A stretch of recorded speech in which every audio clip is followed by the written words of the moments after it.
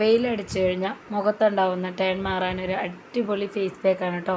ഇത് നല്ല റിസൾട്ടാണ് തരുന്നത്. ഇതെങ്ങനെയാണ് ഉണ്ടാക്കുന്നത് നോക്കാമല്ലോ. ഞാനിവിടെ 2 സ്പൂണോളം റാഗി പൗഡറാണ് എടുത്തിട്ടുള്ളത് കേട്ടോ. ഇത് ടേൺ അടിച്ചാൽ മാത്രമല്ല സാധാരണ ഫേസ് പാക്കായിട്ടും ഉപയോഗിക്കാൻ പറ്റുന്നതാണ്. ഇനി ഇതിലേക്ക് 1 സ്പൂണോളം കടലമാവ് അതും കൂടെ ഇതിലേക്ക് ഇട്ട് കൊടുക്കണം. ഇനി നല്ല പുളിയുള്ള തൈരാണ് കേട്ടോ. നല്ല തണുത്ത തൈര് ഒരു 3 സ്പൂണെങ്കിലും വേണം. നല്ല തണുത്ത തൈരായിരിക്കണം കേട്ടോ.